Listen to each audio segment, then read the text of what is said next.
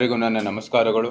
ನಮ್ಮ ಪಕ್ಷದ ಮುಖಂಡರು ಎಲ್ಲ ಇಲ್ಲಿ ಉಪಸ್ಥಿತರಿದ್ದಾರೆ. ನಮ್ಮ ನಗರದ ಅಧ್ಯಕ್ಷರು ಕೂಡ ಇವಾಗ ಬರಲಿದ್ದಾರೆ. ಇನ್ನೊಂದು 2-3 ನಿಮಿಷದಲ್ಲಿ ಇಲ್ಲಿ ಇರ್ತಾರೆ. ಮೈಕೆ ಕೊಡಿ.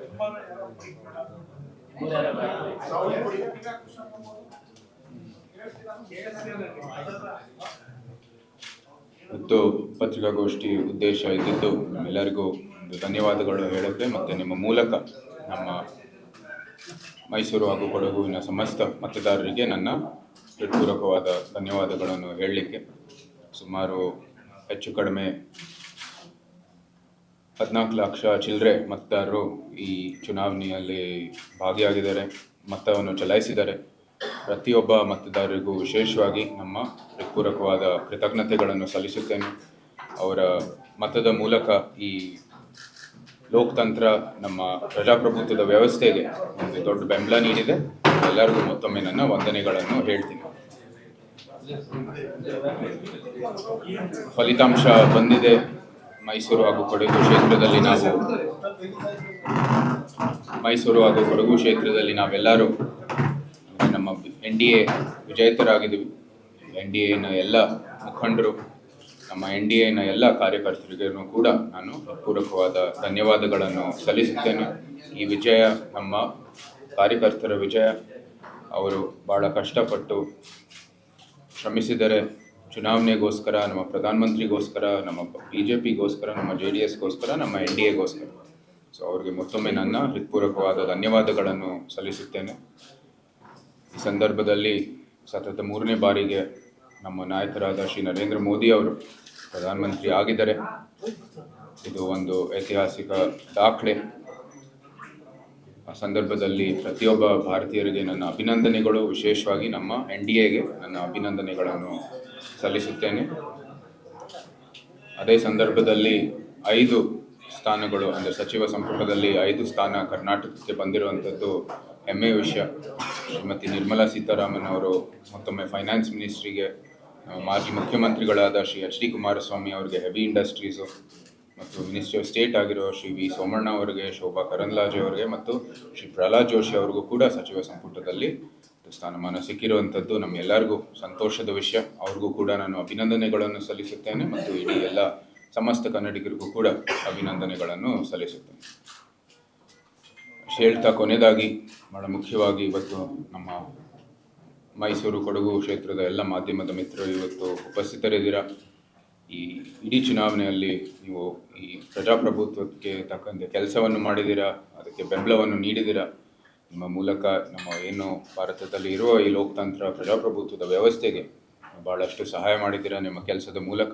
ಸೊ ನಿಮಗೂ ಕೂಡ ನಾನು ನನ್ನ ಹೃತ್ಪೂರ್ವಕವಾದ ಧನ್ಯವಾದಗಳನ್ನು ಸಲ್ಲಿಸುತ್ತೇನೆ. ನಿಮ್ಮ ಸಹಕಾರ ಇದೇ ರೀತಿ ಇರಲಿ ಮತ್ತು ಜನರ ಧ್ವನಿಯಾಗಿ ನೀವು ಕೆಲಸವನ್ನು ಮಾಡಿದ್ರೆ ನಮಗೂ ಕೂಡ ಸಹಾಯ ಆಗುತ್ತೆ. ಯಾಕಂದರೆ ಅಲ್ಲಿ ಅಂದರೆ ಗ್ರೌಂಡ್ ರಿಯಾಲಿಟಿಯಲ್ಲಿ ಏನೇನು ಆಗ್ತಾ ಇದೆ ನಿಮ್ಮ ಮೂಲಕ ನಮಗೂ ತಲುಪುತ್ತೆ. ಸೊ ಅದು ಭಾಳ ಸಹಾಯ ಆಗುತ್ತೆ.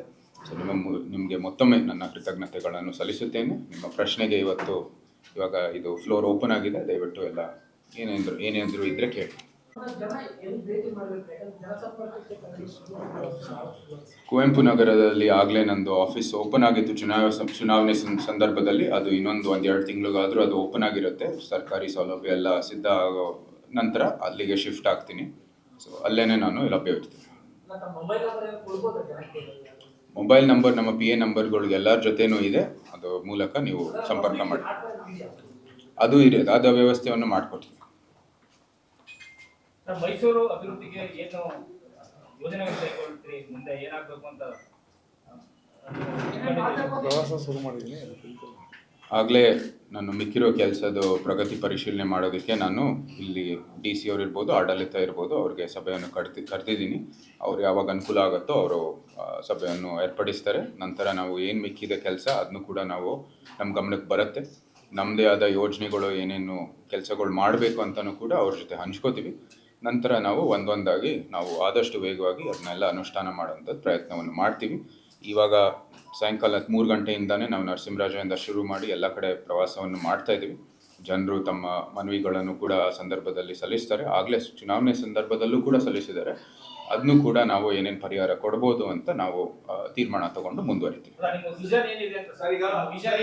ಗೆದ್ದ ನಂತರ ನಾವು ಮೈಸೂರು ಕೊಡೋದ್ರಿಗೆ ಆದ್ಯತೆ ಮೇಲೆ ಏನ್ ಕೆಲಸಗಳು ಮಾಡಬೇಕು ಅಂತ ಪಟ್ಟಿ ಏನಾದ್ರು ಸಿದ್ಧ ಆಗಿದೆ. ಮತ್ತೆ ಮಾಜಿ ಸಂಸದರು ಹೇಳಿದ್ರು, ನಾನ್ ಮಾಡಿದಂತ ಕೆಲಸಗಳು ಯೋಜನೆಗಳೇನಿದೆ ಅದನ್ನ ಮುಂದುವರಿಸಿದ್ರೆ ಸಾಕು, ಸಾಕಷ್ಟು ಮೈಸೂರು ಕೊಡಗು ಅಭಿವೃದ್ಧಿ ಆಗುತ್ತೆ ಅನ್ನೋ ಮಾತು. ಅದ್ರ ಬಗ್ಗೆ ಏನಾದ್ರು ಮಾಹಿತಿಗಳನ್ನ ಕಲೆ ಹಾಕುವಂತ ಕೆಲಸ ಮಾಡಿದೀನಿ. ಆಗಲೇ ಹೇಳಿದ್ದೀನಿ, ಮಿಕ್ಕಿರೋ ಕೆಲಸದ ಪ್ರಗತಿ ಪರಿಶೀಲನೆ ಮಾಡಬೇಕಾಗಿದೆ. ಹಿಂದೆ ಸಂಸದರು ಮಾಡಿರುವಂಥದ್ದು ಕೆಲಸದ ಎಲ್ಲ ಪ್ರಗತಿ ಪರಿಶೀಲನೆ ಮಾಡಬೇಕಾಗಿರುತ್ತೆ. ಇಂದಿನ ನಮ್ಮ ಸ್ಥಳೀಯ ಆಡಳಿತದೊಂದಿಗೆ ಸಭೆಯನ್ನು ನಡೆಸಬೇಕಾಗಿದೆ.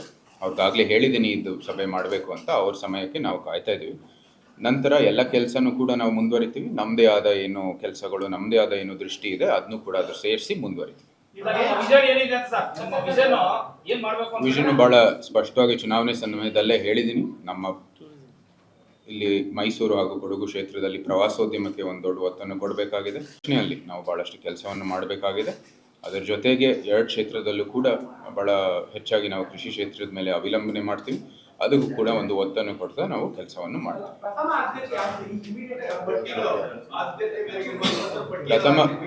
ಪ್ರಥಮ ಆದ್ಯತೆಗಳು ಅದು ಪ್ರಗತಿ ಪರಿಶೀಲನೆ ಆಗಿದ ನಂತರ ನಾವು ಅದು ಹೇಳ್ಬೋದು. ಕಾರಣ ಅಂದರೆ ಮಿಕ್ಕಿರೋ ಕೆಲಸದಲ್ಲೂ ಕೂಡ ನಾವು ಅದಕ್ಕೂ ಕೂಡ ಒಂದು ಸ್ವಲ್ಪ ಗಮನ ಹರಿಸಬೇಕಾಗಿರುವಂಥದ್ದು. ನಂತರ ನಾನು ಹೇಳ್ತೀನಿ. ಚಾಲೆಂಜಸ್ ಏನಿದೆ ಸರ್ ನಿಮಗೆ? ಸವಾಲುಗಳು ಅಂತ ನಾನು ಸವಾಲುಗಳು ಅಂತ ಆ ದೃಷ್ಟಿಯಲ್ಲಿ ನೋಡೋದಿಲ್ಲ. ಅದು ವೆಲ್ಕಮ್ ಇಟ್.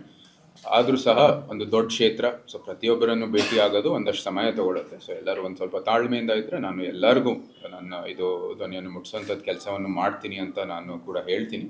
ನಿಮ್ಮದು ಕೂಡ ನಾವು ಏನೇನು ಈ ಕಡೆಯಿಂದ ಈ ಹೊಸದಾಗಿ ಸಂಸದರಾಗಿ ಕೆಲವು ನಮ್ಮ ಕಚೇರಿ ಇರ್ಬೋದು, ಈ ಕಚೇರಿಯಲ್ಲಿ ಸಂಘಟನೆ ಇರ್ಬೋದು, ಅದೆಲ್ಲನೂ ಕೂಡ ಒಂದು ಸ್ವಲ್ಪ ಸಮಯ ತಗೊಳುತ್ತೆ ಸಂಘಟನೆ ಎಲ್ಲ ಮಾಡುವಂಥದ್ದು. ಸೊ ಅದಕ್ಕಾಗಿ ನಿಮ್ಮ ಸಲಹೆಯೊಂದಿಗೆ ನಾವು ಸಹಕಾರದೊಂದಿಗೆ ನಾವು ಮುಂದುವರಿತೀವಿ. ಸರ್, ದೊಡ್ಡ ಸವಾಲು ಅಂದ್ರೆ ನಮಗೆ ಜನರ ನಿರೀಕ್ಷೆ ಜಾಸ್ತಿ ಇರುವಂತದ್ದು ಭ್ರಷ್ಟಾಚಾರ ಮುಕ್ತ ಮತ್ತೆ ಪಾರದರ್ಶಕವಾದ ಆಡಳಿತವನ್ನ ಯದುವೀರವ್ರನ್ನ ನಿರೀಕ್ಷೆ ಮಾಡ್ತಾರೆ ಅಂತ. ಇದ್ರ ಬಗ್ಗೆ ಏನಾದ್ರು ಚಿಂತನೆಗಳಾಗಿವೆ? ಏನಾದ್ರು ಹೊಸ ಪ್ಲಾನ್ ಅಥವಾ ಏನಾದ್ರು ಈ ರೀತಿಯಾದಂತ ಆಡಳಿತ ನೀಡಲಿಕ್ಕೆ? ಇಲ್ಲ, ಅದು 100% ನಾವು ಆ ತತ್ವದೊಂದಿಗೆ ನಾವು ಮುಂದುವರಿತಾ ಇರೋದು. ಅದೇ ರೀತಿ ಕರಪ್ಷನ್ ಇಲ್ಲದೇನೆ ನಾವು ಮುಂದುವರಿಬೇಕು ಅಂತ ನಮ್ಮ ಆಸೆ. ಒಳ್ಳೆ ತತ್ವದೊಂದಿಗೆ ಹಿಂದೆ ನಮ್ಮ ಮೈಸೂರು ಅರಸರ ತತ್ವದೊಂದಿಗೆ ನಮ್ಮ ಈಗಿನ BJP NDA ಏನು ತತ್ವ ಸಿದ್ಧಾಂತ ಇದೆ ಅದರೊಂದಿಗೆ ನಾವು ಕೆಲಸವನ್ನು ಮಾಡ್ತೀವಿ. ಯಾಕಂದ್ರೆ ಇಂಡಸ್ಟ್ರೀಸ್ ವಿಚಾರದಲ್ಲಿ ಅಥವಾ ರೈಲ್ವೆ ವಿಚಾರದಲ್ಲಿ ನಿಮಗೆ ಸಪೋರ್ಟಿವ್ ಆಗಿ ಹಾಗಾಗಿ ಆ ನಿಟ್ಟಿನಲ್ಲಿ ಕಾನ್ಸಂಟ್ರೇಷನ್ ಇಂಡಸ್ಟ್ರೀಸ್ ವಿಚಾರದಲ್ಲಿ. ಆಗಲೇ ಮೈಸೂರಲ್ಲಿ ನಮ್ಮ ಕೈಗಾರಿಕೆಗೋಸ್ಕರ ಆದಷ್ಟು ಲೇಔಟ್ಗಳು ಮತ್ತು ಇಂಡಸ್ಟ್ರಿಯಲ್ ಪಾರ್ಕನ್ನು ಕೂಡ ಗುರುತಿಸಿದೆ.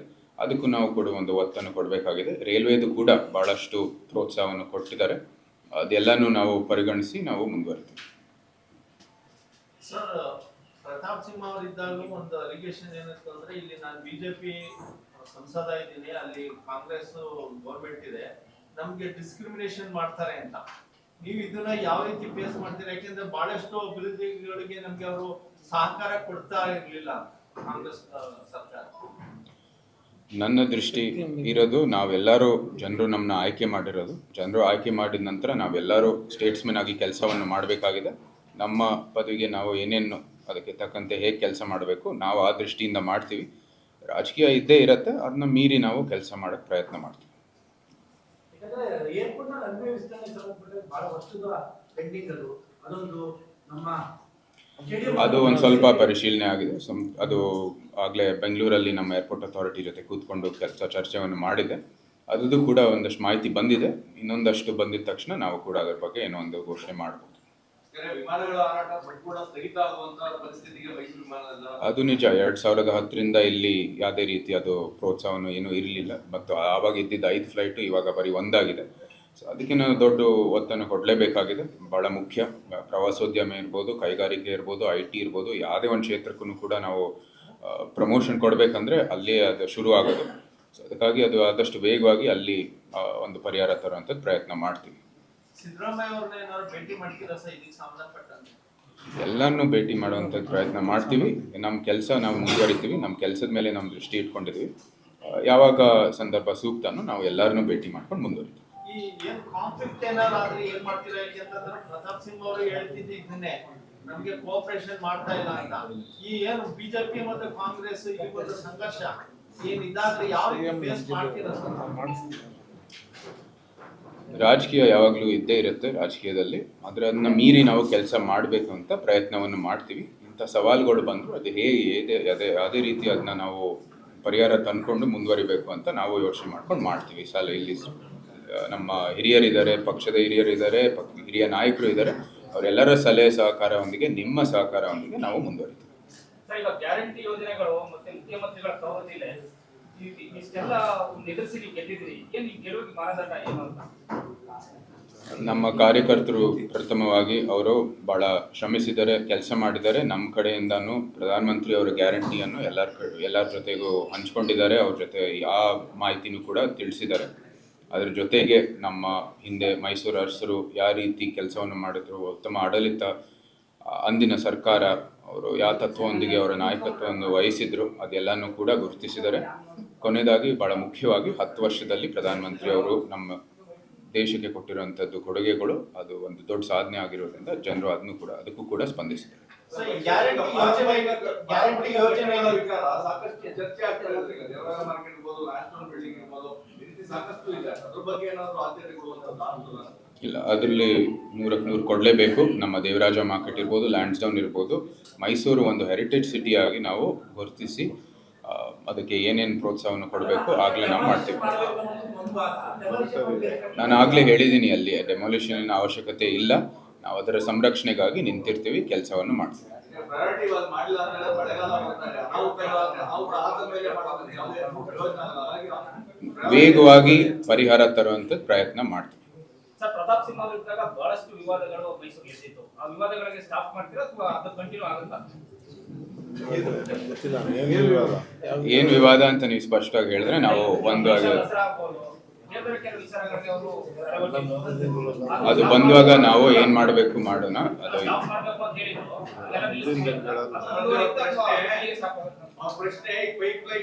ಸಂವಿಧಾನಕ್ಕೆ ತಕ್ಕಂತೆ ನಾವು ಕೆಲಸವನ್ನು ಮಾಡ್ತೀವಿ. ಸಂವಿಧಾನನೇ ಇವಾಗ ಸ್ಪಷ್ಟ ಎಲ್ಲಕ್ಕಿಂತ, ಅದು ಅದೇ ನಮ್ಮ ಇವತ್ತಿನ ಸ್ಮೃತಿ. ಸೊ ಅದಕ್ಕೆ ತಕ್ಕಂತೆ ಕೆಲಸವನ್ನು ಮಾಡ್ತೀವಿ. ಪೈಪ್ಲೈನ್ ಮೂಲಕ ಗ್ಯಾಸ್ ಕನೆಕ್ಷನ್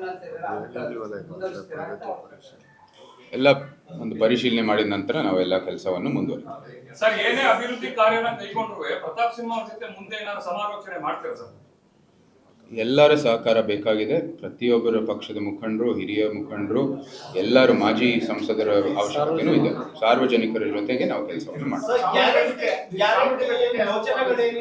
ಚಾಮುಂಡಿ ಬೆಟ್ಟ ಇಲ್ಲ, ನಾನು ಆಗಲೇ ಹೇಳಿದ್ದೀನಿ, ಅದರ ಅವಶ್ಯಕತೆ ಇಲ್ಲ. ಚಾಮುಂಡಿ ಬೆಟ್ಟ ಮೊದಲನೇದಾಗಿ ಒಂದು ಧಾರ್ಮಿಕ ಸ್ಥಳ. ಆ ಧಾರ್ಮಿಕ ಸ್ಥಳಕ್ಕೆ ಅದರ ಒಂದು ಕಾಳಜಿ ಇಟ್ಕೊಂಡು, ಎರಡನೇದು ನಮ್ಮ ಪರಿಸರ, ಅಲ್ಲಿ ಅದಕ್ಕೆ ಇನ್ನೊಂದು ಕಾಳಜಿ ಇಟ್ಕೊಂಡು ನಾವು ಕೆಲಸವನ್ನು ಮಾಡ್ತೀವಿ.